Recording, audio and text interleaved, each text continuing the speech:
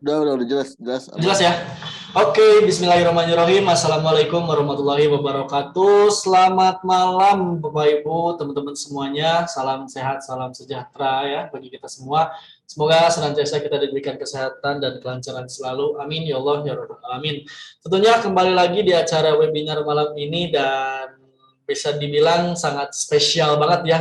Kenapa spesial? Karena kita bertiga nih, gitu kan, tiga mentor kita langsung bareng webinar kali ini kayak gitu. Biasanya kan kita satu orang ya dengan teman-teman mentor di Dimex yang lain gitu. Tapi untuk sekarang spesial banget karena kita bertiga langsung berkumpul di sini. Nah, teman-teman tentunya cukup lumayan menarik juga untuk tema webinar malam ini terkait market outlook ya, analisis market forex, indeks dan gold tentunya, Mas. Nah, sebelum kita ke pembahasan tentunya ya teman-teman, apakah suaranya udah jelas? Bisa tolong dibantu komen ya di kolom chatnya. Nah, gitu. Suara jelas, gak ada gambar. Udah deh. Oke, siap. Udah ada ya. Dan alhamdulillah cukup lumayan ramai banget tentunya teman-teman di sini yang gabung dan hadir di acara webinar malam ini. Oke, mungkin kita langsung aja ya ke pembahasan. Mungkin langsung aja dari fundamentalnya mungkin untuk outlook saat ini. Saya persilakan untuk Master Syam, boleh silakan Master.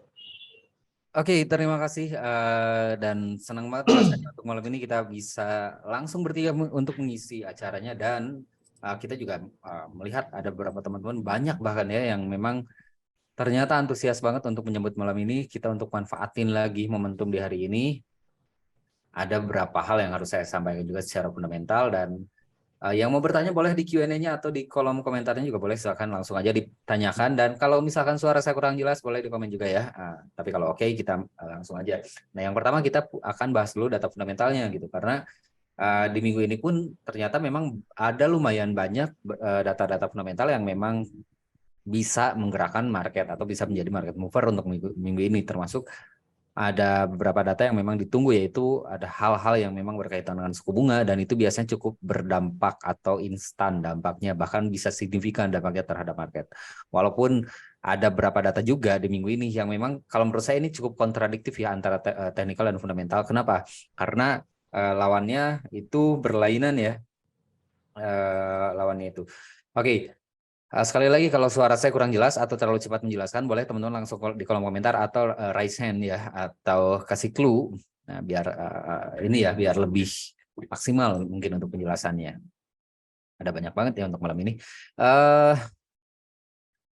Yang pertama saya akan bahas dulu untuk data-data di minggu ini. Dimulai dari hari Senin itu sebenarnya dimulai dengan Bank Holiday. Izin untuk share screen-nya, mana ya tombolnya? Hilang ya. Tombol share screen hilang. Mana-mana sebentar ya. Oh ini. Yang mana sih? Mungkin ini ya. Nah, mungkin saya rasa juga udah muncul ya di layarnya teman-teman untuk apa sih namanya sih? Layarnya atau visualnya atau kalender ekonomi yang saya tunjukkan ini gitu.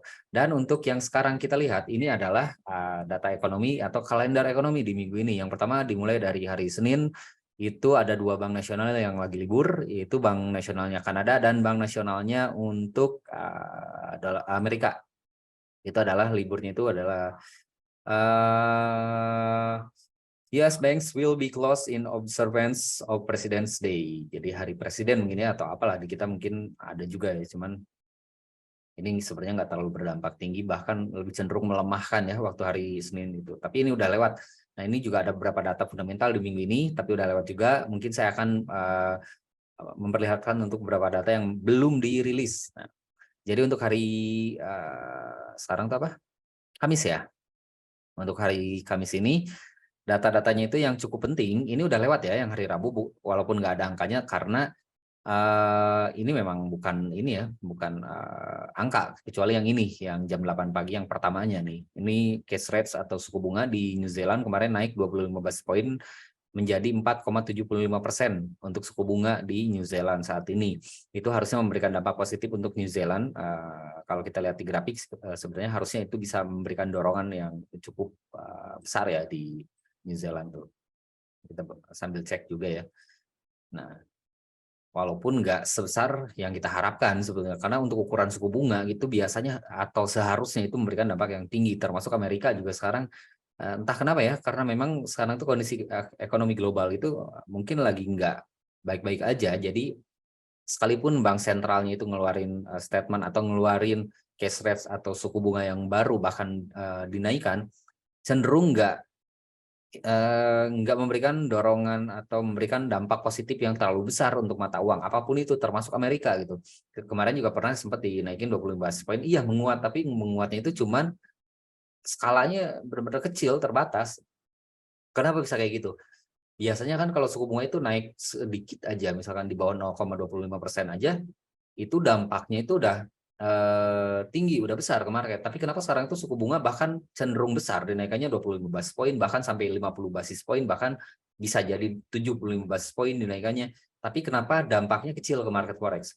Karena ekonomi makronya itu hampir semua negara berkembang, juga negara besar juga ya, itu sekarang lagi nggak baik-baik aja. Ekonomi makro di negara-negara besar sekarang lagi nggak baik-baik aja, geopolitik di mana-mana, lagi krisis energi sama pangan juga. Plus juga kalau kita lihat global supply chain juga sekarang kacau gara-gara Rusia sama Ukraina nggak akur-akur ya. Karena ya Rusia emang tujuannya sebelum dia bisa mengakuisisi Ukraine, kalau menurut saya dia akan terus melakukan gencaran serangan-serangannya ke Ukraine dengan dalih atau alasan dia ingin menstabilkan kondisi di Ukraine. Padahal sebetulnya ada suatu hal yang jauh lebih kompleks dan jauh lebih besar dibandingkan itu gitu. Nah, itu masalah suku bunga ya. Dan untuk hari ini, untuk hari Kamis itu ada FOMC meeting minutes, tapi udah lewat tadi dini hari jam 2-an ya, jam 2 dini hari waktu Indonesia bagian barat atau GMT+7 untuk time zone-nya itu. Dan juga ada Gubernur Bank Nasional dari New Zealand juga tadi ada speak, tapi nggak terlalu ngasih dampak apa-apa juga gitu. Dan untuk hari ini, info ya buat teman-teman, Bank Nasional Jepang tuh lagi libur. Bang Holiday, kalau teman-teman mau lihat tinggal lihat aja, dibuka amplopnya, nanti kita bisa lihat ini ada penjelasannya. Japanese banks will be closed, tapi nggak dijelasin ya liburnya libur karena apa. Biasanya dijelasin, cuman kita nggak perlu terlalu ambil pusing. Yang pasti Bank Nasional Jepang untuk hari ini libur all day ya. Lalu nanti ada jam 8.30 nih, kurang lebih 1 jam dari sekarang itu ada rilis news dari Amerika, yang mana di sini ditandai sebagai news yang high impact atau berwarna merah. Newsnya itu adalah prelim GDP atau gross domestic product, yang mana ini dirilis quarter per quarter. Nah, saya mau kasih sedikit note buat teman-teman, kalau ada news yang dirilisnya itu di atas M per M, kan ada ada WOW, ada MOM, ada QOQ, ada YOY. Nah, ini kan quarter per quarter atau per kuartal, per sekitar 3 bulanan lah ya. Per 3 bulanan ini biasanya ngasih dampaknya tinggi. Nah, kita bisa lihat nanti tepat di jam 8.30 angkanya itu hijau atau merah. Karena ini actual greater than forecast is good for currency, artinya nanti angkanya itu nanti jam 8.30 harus lebih besar daripada forecast. Forecastnya ini kan 2,9%. Nah, nanti angkanya itu harus di atas 2,9% baru bisa ngasih dorongan positif untuk dolar Amerika. Nah, kalau menurut saya sih emang ini nggak bisa, atau kemungkinan forecast-nya kalau menurut saya nggak akan bisa ngasih dorongan yang besar ya, yang ekstrim untuk dolar Amerika. Pertama, kalau kita lihat secara teknikal, teman-teman bisa cek juga yang paling simpel aja XAUUSD untuk saat ini memang harga udah cukup rendah, ada di area bayarnya dia, ada di dekat support juga, dan belum bisa break dari kemarin juga di level supportnya dia.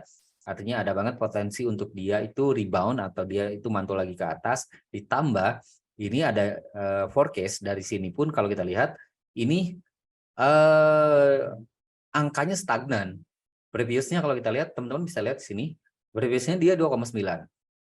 Diprediksikan untuk GDP nanti malam ini itu tetap di 2,9. Ini akan diperparah lagi sentimen negatifnya kalau nanti dirilisnya itu di bawah angka 2,9. Maka kemungkinan untuk dolar Amerika dia akan melemah dengan range yang lumayan lah, walaupun nggak besar-besar banget ya. Tapi minimal dia bisa nge-break di level 18,2 berapa ya tadi? 22 atau 24 lah. Kalau nanti angkanya di bawah 2,9. Nah, plan-nya apa yang harus kita lakukan? Nanti kita akan cek juga plan secara teknikalnya harus seperti apa. Yang penting kita tahu dulu ini forecast-nya seperti apa, ini datanya seperti apa, dan ini proyeksinya akan seperti apa berdasarkan data fundamental. Karena kita lihat dulu perspektifnya dari sisi fundamentalnya sebelum kita masuk ke teknikal gitu. Ini untuk hari ini, jadi tinggal satu news doang yang high impact-nya untuk dolar Amerika ya. Dan dolar Amerika ini tentunya akan berpengaruh terhadap mata uang atau pair currency yang berpasangan dengan dolar Amerika kayak GBP/USD, Euro/USD, XAU/USD, atau semua lah yang berpasangan dengan USD dolar Amerika, maka kemungkinan akan terpengaruh dari rilis data ini. Karena memang ini high impact dan biasanya memang kuartal per kuartal kayak gini itu dampaknya lumayan ya. Dan untuk forecast-nya, kalau perspektif saya pribadi, kalau ini kan forecast yang ada di kalender ekonomi ya, datanya tetap di 2,9%, tapi kalau forecast saya pribadi, kemungkinan datanya itu memang negatif juga. Bahkan kalau menurut saya ini ada potensi untuk di bawah 2,7%. Nah, kalau nanti ternyata benar apa yang saya katakan di bawah 2,7% atau di bawah 2,9% lah, di bawah forecast lah intinya ya, maka kemungkinan bisa ngasih dorongan naik nih untuk dolar Amerika, untuk SAU gitu, untuk karena melemah ya dolar Amerikanya gitu. Mudah-mudahan sih sesuai dengan apa yang kita harapkan, karena kalau untuk hari ini kalau intraday saya pun saya kan udah beres ya, saya udah OP tadi berdasarkan rule 3 candle dan udah TP juga barusan maghriban mungkin ya. Tinggal manfaatin selanjutnya apakah nanti kita buy atau sell-nya. Tapi kalau lihat data fundamental ini kemungkinan lebih ke arah sentimennya itu negatif ya untuk GDP yang kuartal per kuartalnya. Lalu yang terakhir di hari Jumat besok ini ada Gubernur Bank Nasional Jepang atau BOJ Design Ueda Speak. Ini adalah pidato jadi bukan angka, kita bisa ikuti aja nanti. Kemungkinan biasanya kalau Jepang itu antara jam 9 sampai dengan jam 10 ya di rilis datanya itu. Lalu selanjutnya, nah ini yang biasanya tunggu juga untuk malam harinya, ada Core PCE Price Index. Nah ini dirilisnya month per month. Dan ini tuh kan sama ya, aktual greater than forecast is good for currency. Artinya aktualnya nanti harus lebih besar daripada forecast. Yang mana forecastnya kalau kita lihat di sini adalah 0,4%. Dan forecastnya aja menunjukkan bahwa ini ada potensi untuk atau diprediksikan untuk core PCE price index yang month per month ini dia naik 0,1% menjadi 0,4% daripada sebelumnya 0,3%. Nah, diharapkan dan ekspektasinya nanti itu akan menguat Jumat besok tuh untuk dolar Amerika. Nah, kalau menguat berarti di SAU bisa balik dihajar lagi ke bawah. Kalau ini skenarionya seperti itu, ini skenario A-nya ya, seperti itu, sekarang dihajar naik dulu ke atas, lalu besok dihajar naik ke bawah, karena yang sekarang kan forecast-nya itu kemungkinan negatif. Bisa bikin naik SAU, maksudnya SAU ya yang saya bicarakan. Bisa bikin naik SAU dulu karena data ini negatif yang GDP ini, yang prelim GDP, lalu dibalas besok sama Core PCE Price Index yang positif. Jadi kalau kita lihatnya di SAU ada potensi dia untuk terbang dulu, lalu habis itu dia kembali lanjut ke bawah. Kemarin saya sempat bikin forecast di SAU ya, di XAU/USD itu kalau saya pengennya ya, belum tentu tercapai juga, pengennya ke 18.08 dulu minimal atau ke 17.86. Itu udah masuk zona bayar banget kalau udah nyampe ke level itu, walaupun butuh data yang kuat ya kalau misalnya untuk nyampe ke level itu. Tapi saya berharap ke situ dulu karena di situ kalau kita ambil buy-nya bisa lumayan. Ini untuk data fundamentalnya. Nah, kalau misalkan ini juga ada yang bertanya ya, DXYH1 untuk double top betul. Artinya SAU secara teknikalnya di DXY-nya dia ada potensi untuk melemah ya, karena udah ada potensi untuk membentuk double top. Dan ini searah kalau kita lihat nih SAU, kalau DXY-nya turun, SAU kan naik karena melemah dolarnya ya. Artinya searah sejalan dengan data fundamental yang akan dirilis jam 8.30 PM malam ini gitu. Itu untuk data-data fundamentalnya. Di luar itu banyak sebenarnya data fundamental yang bisa kita perhatikan. Salah satunya adalah perkembangan dari eskalasi Rusia-Ukraina yang masih sekarang juga masih belum ketemu untuk solusi diplomatiknya gitu. Terus krisis pangan energi walaupun winternya udah mau beres, tapi kan itu masih butuh ya, dan nampaknya nggak akan beres dalam 1 bulan ini gitu. Lalu yang selanjutnya itu kalau kita lihat lagi geopolitik Amerika juga sekarang lagi rapuh nih karena tahun depan juga udah mulai masuk masa pemilu lagi dan itu akan disoroti banget perkembangannya seperti apa. Itu mungkin data fundamentalnya untuk malam ini. Nanti kita juga akan cek secara teknikal untuk nyari momentumnya gitu. Jadi sekuensinya itu kita harus cek dulu ya fundamentalnya, teknikalnya, time frame-nya, multi time frame lebih bagus kita perhatikan nanti biar kita juga lebih presisi untuk menentukan di mana harus buy, di mana harus sell-nya gitu kan. Jadi ketika kita entry pun udah enak gitu, udah tinggal pasang stop loss sini, take profit sini, kalau ada yang suka averaging pasangin sini gitu. Dan untuk metode tradingnya saya nggak pernah memaksakan harus pakai metode yang saya, ada Master Widi, ada Master Vincent ya. Master Widi menggunakan price action, Master Vincent menggunakan moving average. Itu silakan pakai yang mana aja. Kalau saya pribadi menggunakan roll 3 candle, itu semuanya bagus, silakan dipakai karena itu akan berhubungan dengan kecocokan kita, tingkat pemahaman kita di market forex ini. Karena kalau misalnya suatu teknik dipaksakan nggak bagus ya, nggak akan bagus hasilnya. Tapi kalau jujur aja, kalau saya pribadi saya kan menggunakan 3 candle. 3 candle hampir 3 minggu ini kita profit terus, ditambah lagi ada signal di luar itu, misalkan di luar 3 candle, misalkan ada berdasarkan money hunter, price index, price action gitu kan, atau misalnya yang lainnya, atau di grup gitu kan, saya juga ikut, juga sama gitu.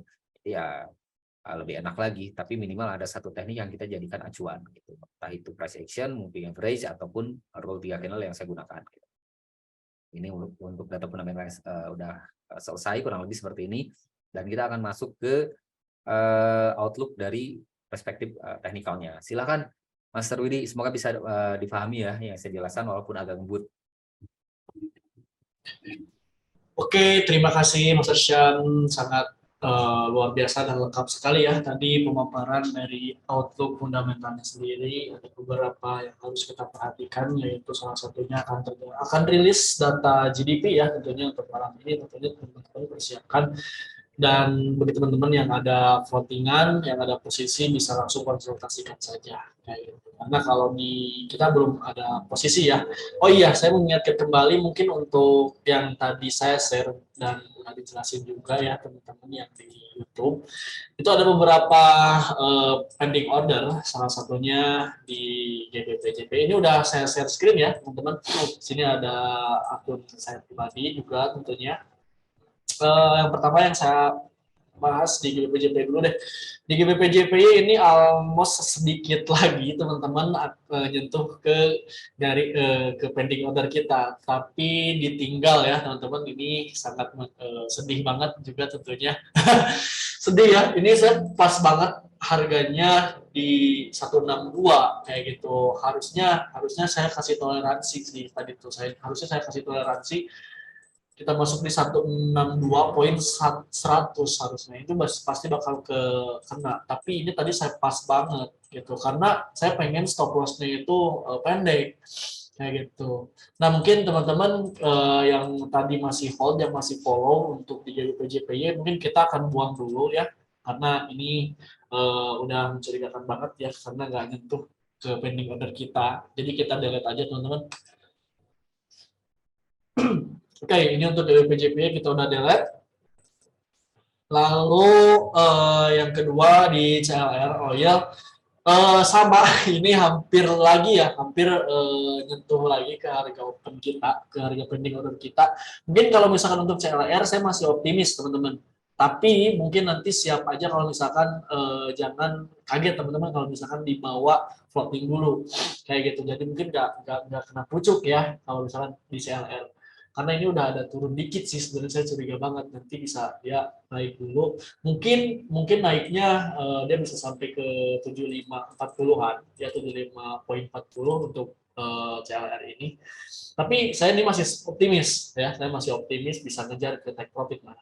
Kayak gitu. Jadi mungkin nanti teman-teman yang mau masih hold boleh silakannya untuk CLR hold aja. Dan tapi disclaimer juga teman-teman tentunya reminded kalau misalkan nanti ke voting dulu gitu ya teman-teman, jangan kaget kayak gitu. Oke, yang terakhir di Nasdaq ya, NQ Mar. Sama untuk di Nasdaq juga sih, saya masih optimis juga. Nah mungkin tadi ada yang belum lihat juga ya analisisnya seperti apa. Saya di Temer Mas 1 analisis di Nasdaq kurang lebih kita mau ambil pantulan di area sini ya teman-teman. Di sini ada area support yang berhasil ditembus. Mungkin ini bisa jadi acuan sebagai open posisi kita kayak gitu. Nah mungkin untuk targetnya atau secara skenario-nya saya harapkan seperti ini ya teman-teman. Jadi dia naik dulu, mungkin kita mungkin untuk ke pending order kita lalu dia bisa drop lagi. Nah, dropnya sih sebenarnya cukup lumayan panjang ya. Bisa mungkin dia bisa balik lagi ke level support di sini atau malah lebih lebih bawahnya lagi dia bisa masuk ke sini kayak gitu. Itu untuk Nasdaq ya teman-teman. Jadi teman-teman yang mau masih ikut, yang mau masih ikut untuk pending ordernya masih dipersilakan dan masih sesuai dengan plannya kayak gitu. Tetap ya, so stop loss dan take profitnya harus dipasang teman-teman. Itu mungkin untuk reviewnya ya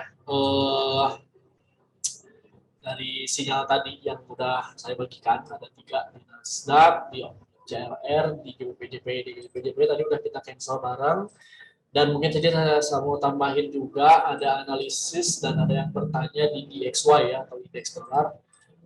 Mungkin saya akan tambahin secara teknikalnya seperti apa. Ini kok gratis ya. Sorry.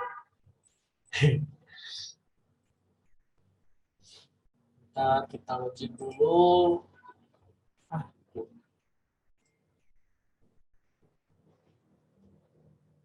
Ah, ada lagu ya? Enggak, Nggak ada ya? enggak ada. Itu ada yang komen katanya Mami Aida di grup.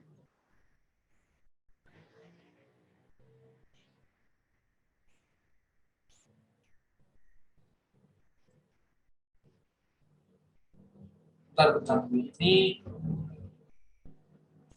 oh, coba dibuka dulu di investing lagi. Dan review ya.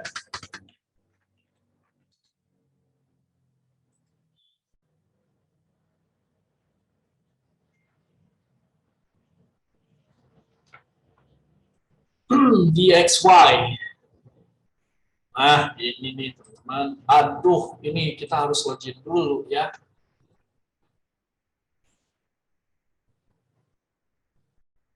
Nah, bolehlah di sini. Nah, Layarnya kenapa? belum ya? Itu layar kameranya. Nah, ini. Hah? Kameranya abu. Apa? Oh, Putih. Putih barusan. Tapi udah enggak.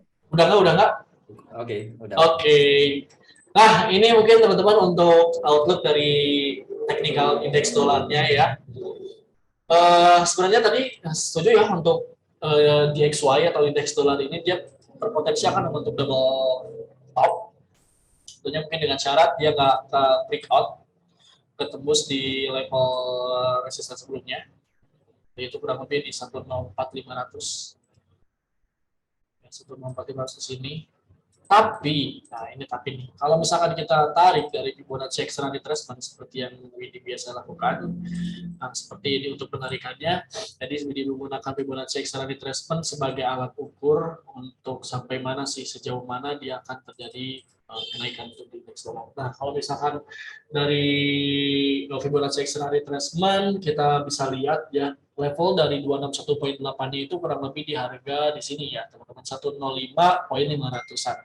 Jadi kemungkinan juga akan terjadi berpotensi di Excel masih menguat nih kayak gitu curiganya ya. Jadi kalau misalkan nanti mungkin dia tembus di 104.500 ya 104.500 dia bisa lanjut naik targetnya ya mungkin bisa ke target Vivo ini, Fibonacci external retracement ini di 105.500 gitu. Nah setelah ini mungkin saja dia akan terjadi correction, bullish correction mungkin bisa saja terjadi. Nah, seperti ini, di sini ada support, mungkin dia akan membentuk pola-pola pembalikan, ya itu bisa terjadi juga. Jadi pembalikan, dia bikin setup untuk head and shoulders bisa saja terjadi ya teman-teman. Lalu dia bisa drop lagi. Nah, seperti ini. Oh, jangan ke sini dulu biasanya. Nah, ini ya teman-teman untuk skenario dari indeks dolar sendiri. Kayak gitu. Hitungan pips, CLR dan Nasdaq bagaimana Mas Truwidi? Oke. Hitungan pips, CLR dan Nasdaq ini Nasdaq lagi. Nasdaq ya teman-teman. Itu sedikit berbeda dengan per emas dan currency juga ya teman-teman. Contoh misalkan di sini ya. Kalau di Nasdaq itu per satu pipnya itu $0,5 ya. Kayak gitu. Nah, contoh misalkan di sini nih, Widi selimit ya. Sebenarnya udah ada underestimate di sini. Kalau misalkan untuk stop loss-nya berapa, nah take profit-nya berapa, kayak gitu. Jadi di sini Widi bisa lihat, kita bisa lihat kurang lebih kalau misalkan saya pakai di 0,5, stop loss-nya itu estimasinya di minus 1.100 kalau misalkan stop loss. Nah, kalau take profit itu di $1.500. Nah ini apa ekstrimnya di XY ya. Gitu. Jadi sangat-sangat bisa dibilang yang pertama sisi lain range-nya itu besar banget gitu. Bisa dibilang ya 2 kali lipat dari emas sih sebenarnya. Kayak gitu 2 kali lipat dari emas. Kayak gitu. Jadi untuk perhitungannya ya tadi per 0, per 1 pip ya per 1 pip itu $0,5. Jadi setengahnya dari perhitungan biasanya.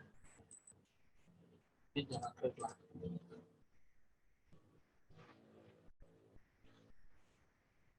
Ah, seperti ini. Kalau misalkan di oil sih hampir sama ya karena termasuk dengan indeks hampir sama dengan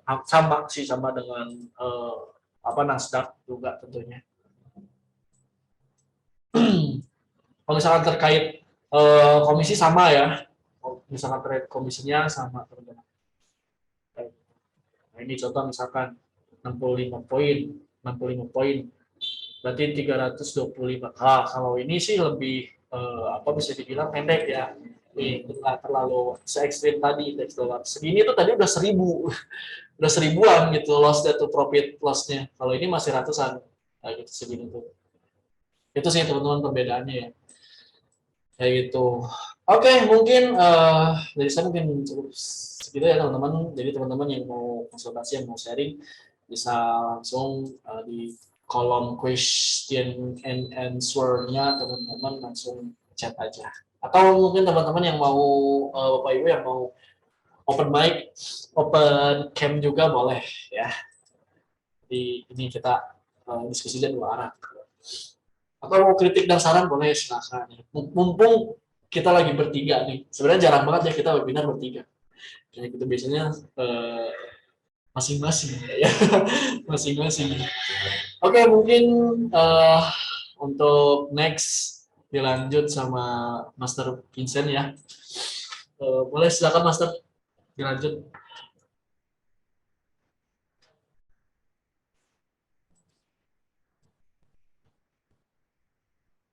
PTW Master Vincent itu lagi di Mars ya.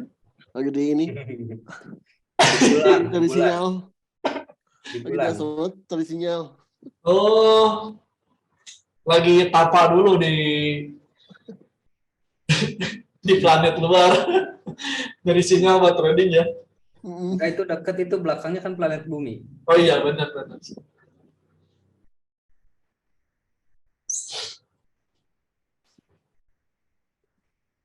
Oke ya, mungkin kalau dari saya tuh apa ya? Boleh, mau tanya Roti 3 Channel? Boleh, Mas Syam. Boleh, boleh. Boleh. Kalau dari saya mungkin ini aja ya, untuk biar nggak lama pembahasannya, jadi kita langsung tanya jawab aja. Gitu. Yang mau bertanya silakan. Tuh, mau tanya Roti 3 Channel? Boleh katanya. Saya baca pertanyaannya ya, Mas Syam ya. Boleh, silakan. Misal, candle pertama naik 10 pip, candle kedua turun 10 pip, candle ketiga naik 50 pips. Apakah rule 3 candle masih berlaku? Apa tuh? Gimana tuh? Rule 3 candle itu, kameranya belum nyala ya? Belum. Sorry. Bentar. Rule 3 candle ya. Nah, mohon izin untuk saya share lagi screen-nya. Mana tadi? Oh ini ya. Nah, rule 3 candle saya jelaskan secara singkat ya. Yang pertama kita gunakan time frame-nya H1. Yang kedua, ini berlaku di pair currency XAUUSD. Yang ketiga, munculkan separator hari atau period separator di time frame H1 ini. Lalu zoom secukupnya aja sampai kelihatan candle dan open price. Kalau saya cukup segini juga udah cukup. Nah, yang kita tandai itu adalah open price-nya dia. Open daily price-nya. Aduh, nggak kelihatan ya ininya. Saya geser dikit. Kok hilang? Gimana ya biar kelihatan? Ya nggak apa-apa lah pakai ini ya. Nah, open price-nya contoh hari ini, open daily price-nya kan dia ini separator hari. Berarti ini adalah awal hari sekarang. Open price-nya itu ada di 18.25. Kalau harga naik minimal 3 atau 5 poin ya boleh ya. Atau turun minimal 3 atau 5 poin, kita bisa counter take profit di open daily price-nya. Case-nya kayak sekarang, candle pertama dia nggak ada 3 poin naiknya ataupun turunnya. Lalu kita tunggu candle kedua, tapi tetap hitungnya patokannya dari open daily price ini 18.25. Kita ukur candle kedua pun nggak ada 3 poin atau bahkan 5 poin nggak ada. Nah, kita ukur lagi sampai candle ketiga naiknya itu dia udah ada 3 poin lebih, artinya bisa sell take profit di open daily price. Nah, untuk hari ini alhamdulillah juga tadi sore ya udah TP gitu. Terus ini contoh yang kedua. Ini open daily price-nya itu di sini di harga 18.34. Candle pertama nggak nyampe 3 poin, candle kedua nggak nyampe 3 poin. Candle ketiga baru nyampe sekitar 3 poinan. Kita bisa sell take profit di sini dan ini TP juga. Kurang lebih seperti itu. Jadi kalau harga naik minimal 3 poin dari open daily price ya atau turun minimal 3 poin, kita bisa ambil sell-nya atau buy-nya take profit di open daily price. Lebih simpelnya lagi, harga itu kalau belum nyentuh open daily price, biasanya harga itu akan kembali ke open daily price. Itu basic prinsip dari atau konsep dasar dari rule 3 candle ini gitu, Bapak. Siapa ya tadi? Iqbal ya? Gitu, semoga bisa menjawab ya. Oke. Boleh silakan jika ada pertanyaan lagi. Pak Agung udah dijawab belum? Udah ya kayaknya tadi waktu penjelasan tentang news. Di Q&A ada 3 lagi tuh. Ini udah 2 lagi. Mas Syam, saya tadi lupa saya TP. Apa lebih baik cut profit? Apa nanti akan kau DP lagi? Nah, Ibu Nurul Nawangwulan. Oke, saya Ya, jawab. betul. Kalau yang Ibu maksud lupa set TP dan yang Ibu gunakan itu adalah menggunakan rule 3 candle, saya recommended banget untuk cut profit kalau masih running profit gitu. Tapi kalau misalkan sekarang udah balik jadi floating minus lagi, lebih baik sebelum jam 8.30 di close ya, karena nanti jam 8.30 itu ada release news. Takutnya malah ke floating karena nggak jarang rule 3 candle itu cuma nyentuh TP doang, habis itu terbang atau dia habis itu terjun gitu. Itu yang dikhawatirkan. Jadi saran saya lebih baik sebelum jam 8.30, sebelum rilis GDP nanti diusahakan udah clear ya Ibu Nurul ya. Gitu. Nah, Kalau satu lagi sekalian menyambung aja ya Pak Iqbal, katanya harus tunggu candle ketiga. Nggak harus Pak. Jadi kalau misalkan candle pertama dia udah terbang langsung 12 poin atau misalkan udah terjun langsung 12 atau 15 poin, langsung aja ambil gitu. Kenapa harus tunggu candle ketiga itu? Kalau candle pertama dan candle kedua nggak nyampe 3 atau bahkan 5 poin baru tunggu sampai candle ketiga. Kalau candle ketiga juga tetap nggak nyampe 3 poin, artinya nggak ada momen berdasarkan rule 3 candle hari itu. Wih keren ya Mas. keren ya. Ini habis panen Pak. Habis panen ini di belakang. Nah kayak gitu kurang lebih. Itu kacamata. Oh iya ya, Pak ada kacamata ya? Nah ini udah ya. Yang tadi.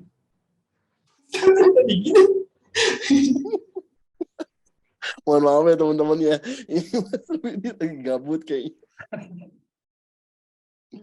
Udah ya terjawab ya teman-teman, yang mau bertanya juga boleh di kolom komentar, tanyakan lagi kalau ada yang bertanyakan. Kita udah menjawab sekitar 13 pertanyaan. Oke ya, silakan. Ya betul, lagi gabut ini Mas Rudinya.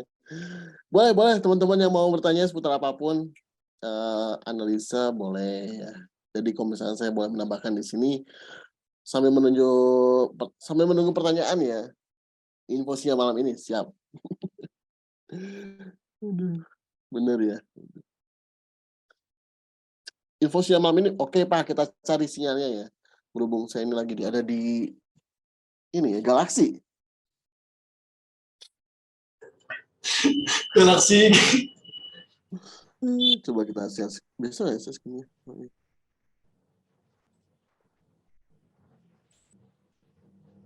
Aduh, ini kebetulan saya lagi gelap jadi pakai masker ya, mohon maaf Bapak Ibu. Aduh. Asli ini ada aja. Siap ya. Untuk siang malam ini apa kira-kira apa ya? Oke. Baiklah. Kita coba cek.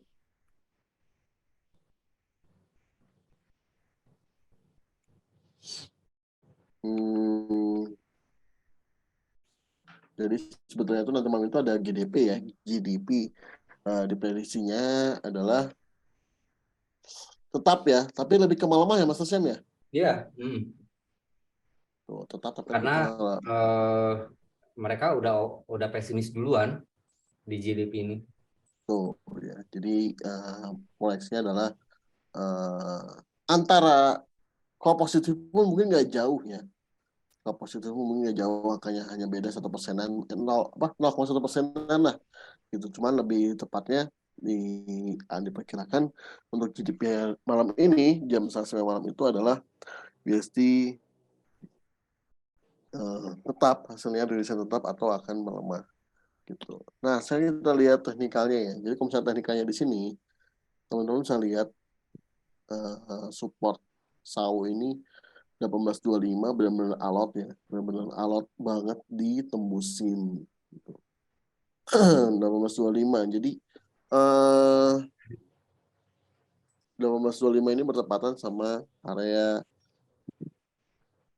ya, ini di sini ada demand juga ya, ada demand juga. Nah, di sini ini dari sini kita lihat di sini terakhirnya ini tuh ada gak akan naik ke atas gitu. Jadi sama seperti juga ini kalau misalnya dia nggak tembus-tembus, apalagi didukung oleh candle news hari ini jelek, ya, maka gold akan naik.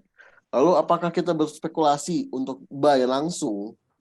Enggak ya. Jangan dulu, jangan berspekulasi untuk buy langsung. Kenapa? Karena potensinya gold masih jauh nih, maksudnya jauhnya gimana? Aduh, koneksinya nggak stabil ya.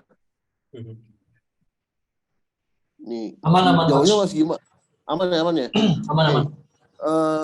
Jauhnya itu maksudnya bagaimana? Jadi maksud jauh ini adalah dia di tengah-tengah nih, di 25 itu dia di tengah-tengah antara mau ke 0 ya 1800 atau kasih 1850. Kemarin kenaikan malam di sini ini pun sama, dia nggak berhasil menyentuh 1850 ya gitu. Dia nggak berhasil menyentuh 1850. Nah, ini yang maksud saya adalah masih jauh ke atas dan ke bawah juga. Jadi dia masih tengah-tengah nih. Ya. Lalu apa yang bisa iya. Nih, ya. Jadi antara 1850 dan 18 dan 1800 ya. Lalu apa yang masih bisa dilihat atau bisa entry?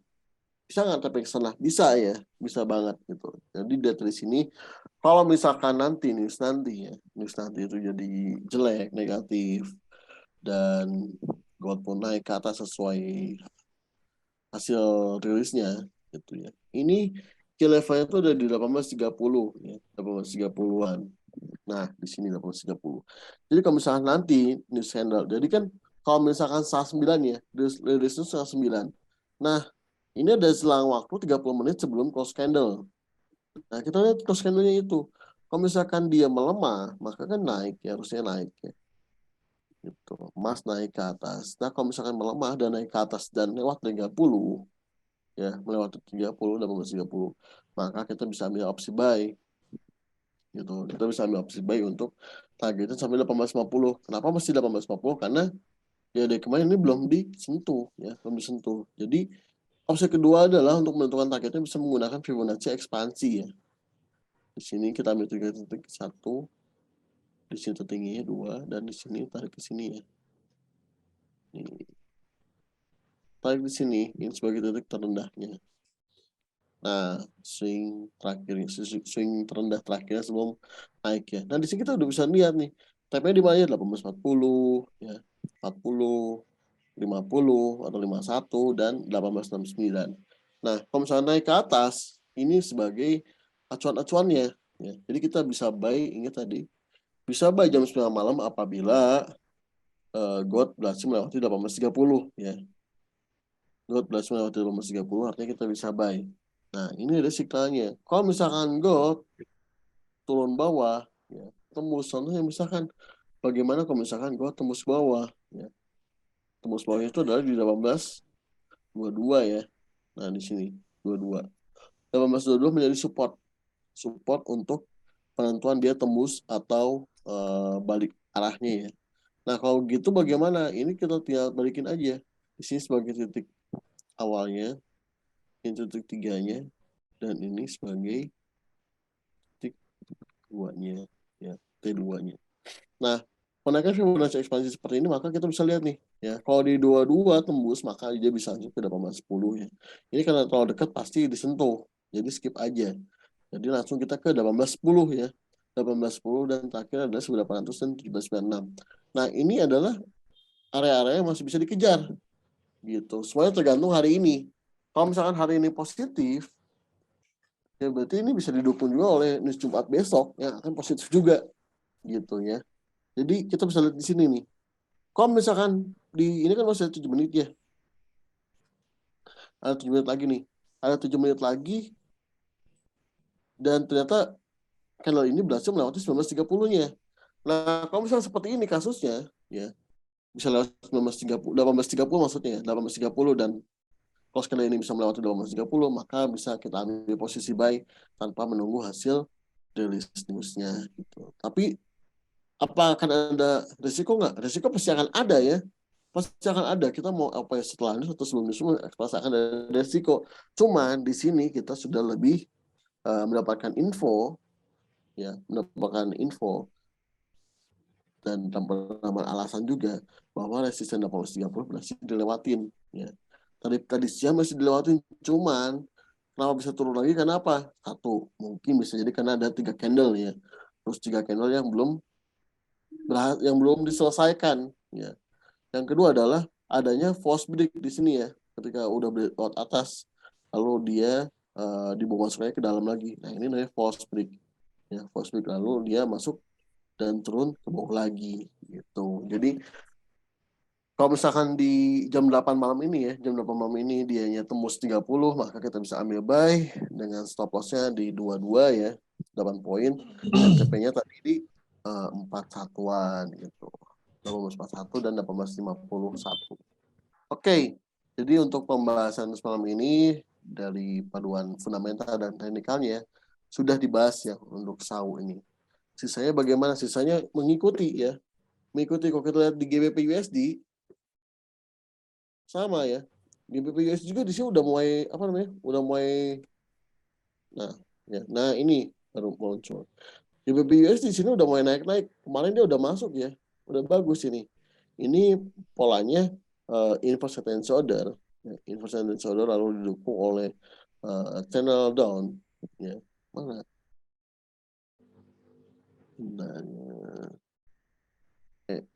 Nah ini nih. Kalau didukung oleh channel di sini. Nah, kalau di sini ya.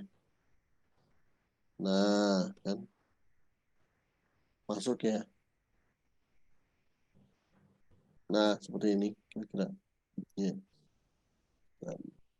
Nah, ya masuk ya. Jadi di sini adalah apa namanya? Ini ada polanya, pola inverse head and shoulder-nya. Ya, ini pola inverse head and shoulder. Lalu ya, lalu dia membuat bawah lagi.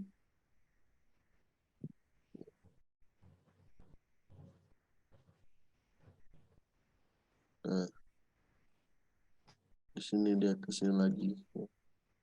Lalu ini juga sama, dia ke bawah lagi.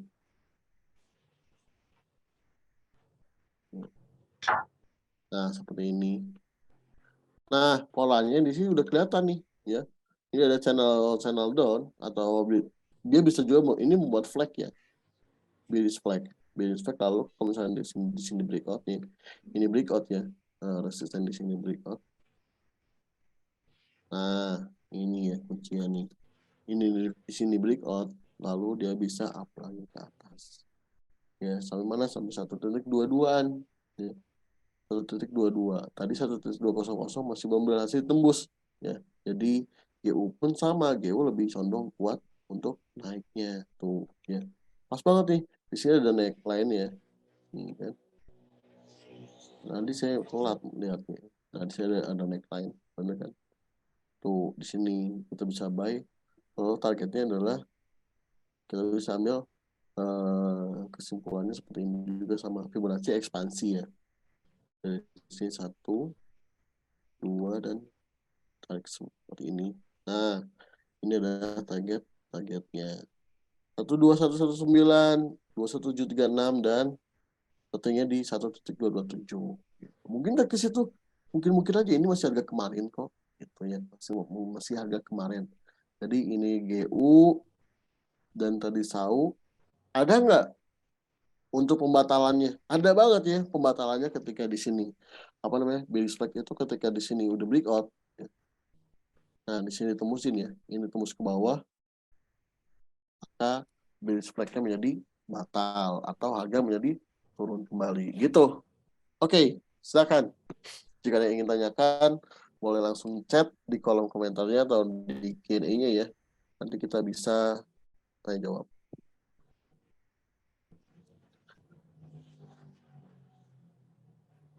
Boleh Mas Widi? Oh. Oke. Oke. Teman-teman, silakan ya, ada yang mau bertanya atau yang tadi mungkin kurang jelas, boleh ditanyakan ulang, teman-teman. Open. Master Syam. Nah, ini udah untuk Master Syam nih. Misal nih, kita pakai rules 3 candle. Poinnya udah sampai 5 poin. ODP-nya ada di 19.20. Tren kuat turun. Turunnya misal sampai 18.10. Apakah 3 candle masih bisa digunakan? Dan harga akan balik ke ODP 19.20. Boleh Mas Syam mungkin dijawab. Oke, terima kasih. Sebenarnya pertanyaannya bisa dipersingkat dengan cara apakah kita OP dengan rule 3 candle terus ke floating. Apakah masih bisa gitu. Jadi gini Pak, kalau memang ada momen 3 candle terus kita ke floating, anggaplah itu 10 poin ya. Itu sebenarnya kalau misalkan yang menggunakan stop loss biasanya langsung menggunakan stop loss. Tapi kalau tipikal saya itu dan lebih recommended ketika kita menggunakan rule 3 candle ini adalah sistemnya averaging. Dan averaging untuk rule 3 candle ini adalah 7 sampai 10 poin, 5 paling kecil ya, tergantung dengan modal. Saya anggap modalnya itu umum di $10.000, OP pertama 0,10, maka ketika ke floating dan ketarik sampai 7 atau 10 poin, itu boleh averaging buy lagi. Itu masih sangat wajar dan memang sistem averagingnya masih cukup aman ya. Kalau misalnya dengan lot 0,10, bila $10.000 rata-ratanya, dan averaging dengan jarak 10 poin. Karena kita pertimbangkan juga dengan yang namanya range dari SAU, jangkauan SAU dalam satu hari. Jadi SAU itu kan yang kita tahu standarnya itu 15 poin. Kalau misalkan ada news biasanya bisa nyampe 20-30 poin. Kalau crash bisa 40 sampai 50 poin. Tapi crash itu adalah 1/100 ya, jarang banget gitu. Nah, kita anggap lagi ada news nih, lagi banyak merah-merah kayak sekarang. Itu kan range-nya itu bisa sampai 25 poin tuh. Nah, kalau misalkan sampai 25 poin artinya kita 2 kali averaging. Kalau sistemnya averaging. Dan itu masih cukup aman untuk balance 10.000 dengan lotnya 0,10-an gitu. OP pertama misalkan di level 18.20 ya tadi buy. Terus ketarik 10 poin. Di buy lagi di 18.10. Nanti buy lagi kalau masih turun ya di 18.00 misalkan. Nah, kayak gitu. Jadi walaupun masih mungkin turun tapi kemungkinan untuk turunnya itu kecil gitu.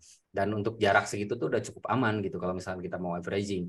Jadi dan saya pribadi pun saya sendiri ya, ketika saya OP berdasarkan rule 3 candle ini saya udah nggak ada ragu gitu ya, OP aja karena ada momennya, kecuali kalau misalnya nggak ada momen saya nggak akan OP. Nah, kenapa saya nggak istilahnya contoh ini nih, walaupun ke floating dulu dan memang nggak selamanya rule 3 candle ini OP buy atau sell langsung TP, nggak selamanya seperti itu. Contoh, nah ini ada momen ya, open daily price-nya kan di sini nih, lalu nggak kelihatan ya. Coba saya ganti dulu warnanya. Nah, contoh ini. Yang ini ya, yang saya tunjuk. Nah, ini kan open daily price-nya tuh di sini. Terus 3 poin atau 5 poinnya itu di candle kedua kita udah buy ya. Ini ke floating nih. Kita buy pertama anggaplah di sini. Nah, kalau dia turun lagi, dan kebetulan ini juga saya lakukan ya waktu hari itu, sekitaran 10 poin kurang lebih berarti di sini, atau 7, saya kurang lebih 7 poin waktu itu buy-nya lagi tuh. Jadi saya punya 2 buy di sini. Ini ke floating dulu. Dan saya masih menganggap ini valid, kecuali kalau crash. Kalau crash saya anggap itu udah nggak valid, walaupun sebenarnya balik lagi. Contoh ini ke floating ini lumayan jauh nih. Dan range hariannya itu dia nyampe di hampir 20 poin ya, 17 poin gitu. Ini masih valid dan saya malah averaging sini buy. TP nggak TP nih malam-malam gitu. Jadi ketika kita floating berdasarkan rule 3 candle, kalau itu masih wajar dan kita masih menggunakan lot yang ideal sesuai dengan kapasitas lot kita masing-masing, itu masih bisa di hold gitu. Kecuali kalau kita lotnya di awal udah langsung gede gitu, itu wajib langsung menggunakan yang namanya stop loss gitu, nggak bisa kita biarkan. Ini boleh dicek Pak, beberapa kali kita ke floating kok berdasarkan rule 3 candle ini, tapi ujung-ujungnya TP gitu. Dan itu yang bikin saya tuh nggak ragu ketika saya ada momen ini, ya udah oke aja gitu. Ini banyak yang nggak langsung TP ya, ini ke floating dulu seharian. Rata-rata gini, rule 3 candle itu tipikalnya dia kalau TP biasanya nggak, kalau cepat ya, nggak lewat dari jam 9 udah TP. Tapi kalau jam 9 atau jam 10 belum TP, biasanya diajak jalan-jalan dulu tuh. Malam biasanya atau menjelang subuh baru dia terjun. Karena taking action profit atau ada news atau apalah gitu. Contohnya ini juga seharian floating, malam-malamnya capek. Sering kok kayak gitu.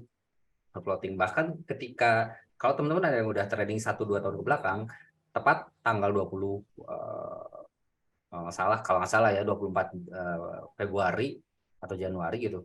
Itu kan hari pertama Rusia nyerang ke Ukraina tuh. Kalau ada teman-teman yang udah trading di saat itu, pasti tahu saat itu naik berapa poin. Itu sampai 100 atau berapa lah gitu, jauh gede banget, crash lah gitu. Itu pun masih TP gitu, dan kebetulan saya di situ nggak cut loss dan nggak pasang stop loss gitu. Dan akhirnya ketika ke floating jauh, karena itu ada momen sell, saya ke floating tarik ke atas.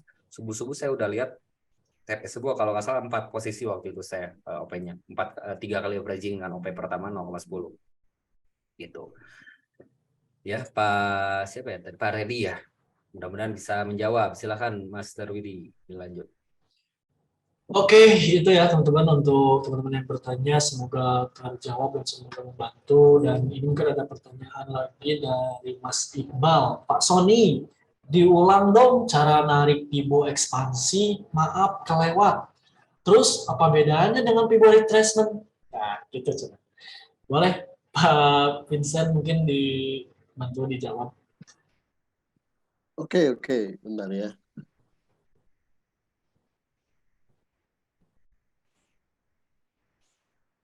Mas Widi boleh tolong dijawab nih, wakilkan. Oh, Saya boleh. Boleh. lagi cari nama saya di ini. Boleh, Mas Widi. Nah, ini Mas Iqbal yang mungkin saya izin share screen. Alhamdulillah lulus. Alhamdulillah, ya Allah. Lulus, teman-teman. Terima kasih doanya. Lulus apa nih kira-kira, Coach? Ini WPB, ujian wakil pialang. Oh, katanya WPB, guys. Luar biasa ya. Selamat untuk Coach Vincent atas kelulusannya. Oke, kita balik lagi ke pertanyaan dari Mas Iqbal ya. Cara narik Pibo ekspansi. Oke, cara narik Pibo ekspansi itu waduh, udah turun ya soalnya. Itu minimal kita punya 3 titik, swing high dan swing low. Contoh misalkan tadi ya yang digambarkan sama Coach Vincent, itu kurang lebih dia ada 2 penarikan ya. Yang pertama, nah contoh misalkan di sini ini bisa, tapi dia terlalu ini. Nah kalau misalkan di sini nih, paling di sini. Nah ini satu titik A, titik B, dan titik C.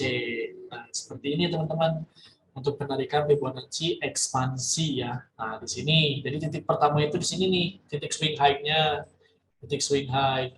Nah, di sini ada high low ya. harga tertinggi yang rendah. Nah ini lowernya kayak gitu atau swing low-nya. Gitu. Nah, ini kita udah punya 3 titik seperti ini, otomatis udah ada tuh level dari Fibonacci ekspansinya, yaitu level yang pertama FE 61.8. Sama ini akan dari Fibonacci ya. Lalu yang kedua FE 100 dan level yang terakhir di FE 161.8 kayak gitu. Ini untuk Fibonacci eksternal, Fibonacci ekspansi. Jadi kegunaannya itu untuk mengukur teman-teman, mengukur sejauh mana sih arah tren atau wave yang sedang terjadi di suatu kondisi market kayak gitu. Ini kan wave yang pertama ya, satu, lalu dia ada koreksi ke atas. Nah ini wave-nya tuh, wave yang keduanya tuh dia mau kemana nih? Mau sampai sini kah? Atau dia mau sampai sini? Sorry, dia mau sampai ke dia mau ke sampai yang level 100-nya, atau dia bahkan ekstrimnya itu bisa sampai ke level 161.8 di sini, teman-teman. Kayak gitu. Tapi secara tengah ya, secara tengah dia bisa ke sini sih sebenarnya. Kayak gitu. Lalu setelah ini mungkin dia ada koreksi ulang, koreksi kembali, dia menuju ada bullish korektifnya, dia ada koreksi lagi naik lagi ke atas. Nah, baru dia bisa turun lagi ke sini kayak gitu. Nah, kan kalau dari sebuah konsep tren itu dia membentuk seperti ini. Jadi dia bikin tren itu nggak akan pergerakannya nggak vertikal kayak gini ya. Kayak gitu vertikal enggak, tapi dia bikin wave seperti ini atau bergelombang. Jadi akan ada di mana fase secondary reaction atau koreksinya. Nah, ini merupakan konsep dari sebuah tren. Jadi untuk penarikan Fibonacci ekspansi minimal kita punya 3 titik, swing high, swing low, dan higher low. Kayak gitu. Udah 1, 2, 3, lalu kita muncul. Ini konsep untuk penurunan. Kalau misalkan nanti kenaikan, ya tinggal balikin lagi aja. Kayak gitu. Berarti lower low, higher low, dan lower high kayak gitu, harga merendah, harga rendah yang meninggi kayak gitu ya teman-teman. Itu. Lalu terus apa bedanya dengan Fibonacci retracement? Bedanya kalau misalkan Fibonacci retracement secara umum itu penggunaan dari Fibonacci retracement itu untuk menentukan atau mengetahui level sejauh mana sih dia akan terjadi koreksi kayak gitu. Contoh misalkan tadi kan di sini kan trennya itu tren turun ya. Nah, yang dimana konsep dari sebuah tren itu pasti akan ada saatnya di mana terjadinya fase koreksi kayak gitu. Contoh misalkan di sini. Nah, di sini ya. Jadi kalau misalkan Fibonacci retracement minimal kita punya 2 titik. Kalau misalkan tadi kan di Fibonacci ekspansi itu 3 titik. Kalau Fibonacci retracement itu kita hanya 2 titik saja. Jadi titik A, titik B, nah, lalu nanti akan muncul beberapa level dari Fibonacci retracement-nya sendiri kayak gitu. Nah, ada level yang bisa dibilang titik kunci atau bisa dikatakan bisa kita sebut juga sebagai golden rasionya, yaitu level 61.8 ini di sini. Gitu. Mungkin kalau di sini ini hanya sampai minjak level 50-nya saja ya kayak gitu. Tapi itu tidak menutup kemungkinan juga dia akan langsung berbalik arah seperti itu. Nah, kalau misalkan contoh misalkan ini dia turun lagi nih, turun lagi. Nah, kita tinggal taruh lagi aja di sini. Nah, balik lagi ke sini. Nah, kayak gitu. Mungkin secara skenario dia bisa ke sini, naik lagi, lalu dia bisa turun lagi. Nah, seperti itu. Itu untuk Fibonacci retracement. Kalau yang tadi digunakan ya, yang di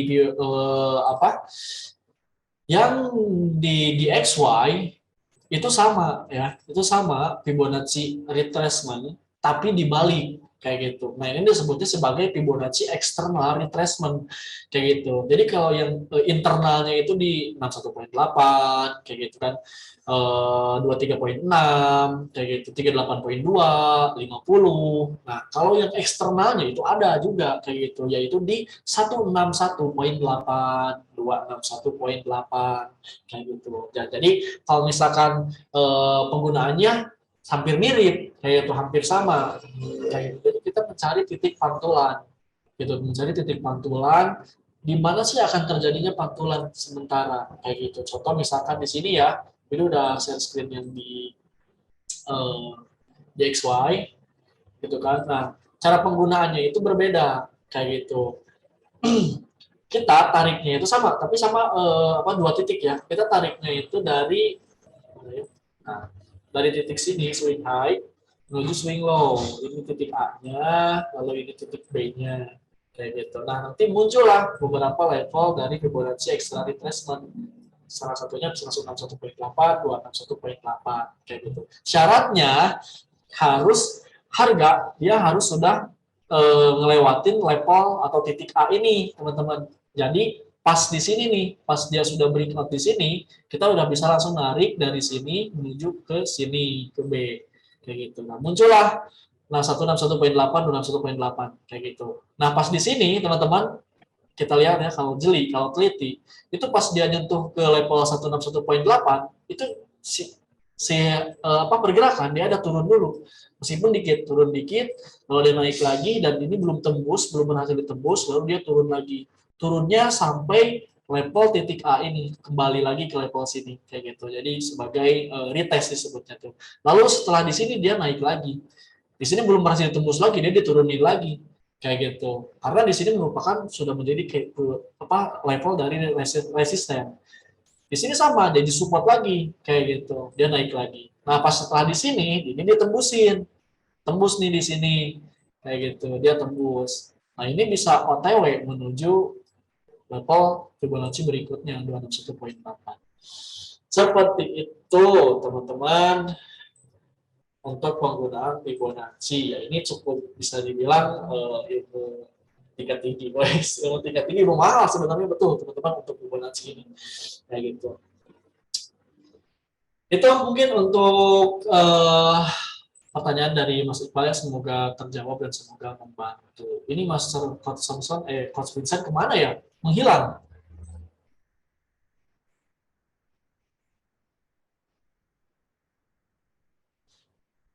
Kayak gitu. Cara baca pertanyaannya keren nih, Mas Canada.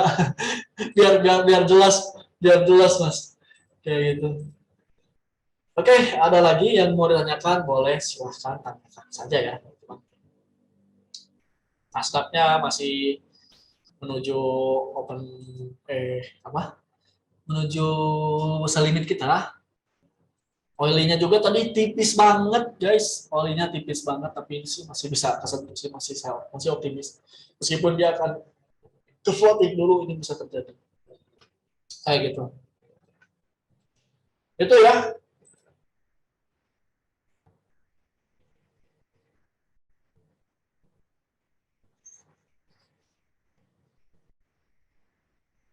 Nah, ada pertanyaan menarik lagi nih. Pasar mau tanya lagi, tadi Master Sonson info kalau candle close di atas 18.30 XO bisa ancang-ancang buy. Itu candle di H1 kah maksudnya? Jadi close candle di jam 9 malam ya. Nah, kalau misalkan secara standar, betul Bu, di H1 ya, di H1 standar gitu. Tapi sebenarnya kalau misalkan kita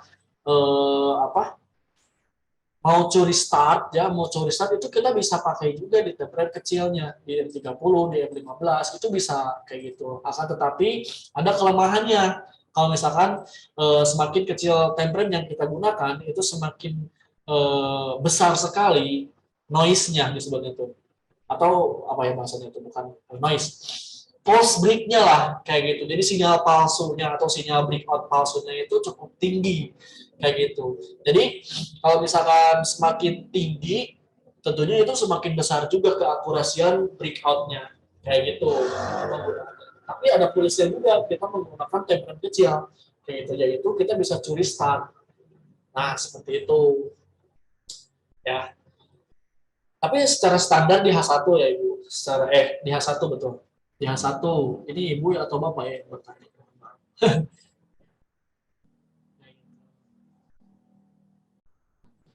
Itu ya. Nah, ada lagi yang mau bertanya, ada lagi yang mau dikonsultasikan dan mau ditanyakan lagi, boleh ya, silakan.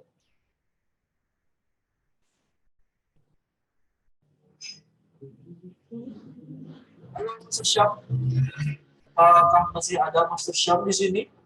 Masih. Oh, luar biasa Master Shop. Sepertinya udah terjawab semua ya, alhamdulillah. Alhamdulillah. Nah, buat teman-teman yang memang ini hanya edukasi untuk umum ya, kalau teman-teman apalagi yang belum bergabung dengan Didimax dan mau mendapatkan edukasi seperti ini setiap hari dan jauh lebih intens, lebih detail, teman-teman boleh bergabung di grup edukasi kami karena kita setiap harinya itu memberikan edukasi, signal dan arahan ya buat teman-teman yang ada di grup yang sebagai member gitu. Jadi teman-teman bisa, karena ini kalau seperti ini kan waktunya juga terbatas ya, cuman berapa menit gitu. Pertanyaannya juga mungkin cuma satu-satu yang bisa terjawab, tapi kalau teman-teman udah jadi member itu terjawab semua dan bisa setiap saat bertanya atau berkonsultasi di grup edukasinya. Gitu. Itu aja ya mungkin ya untuk malam ini.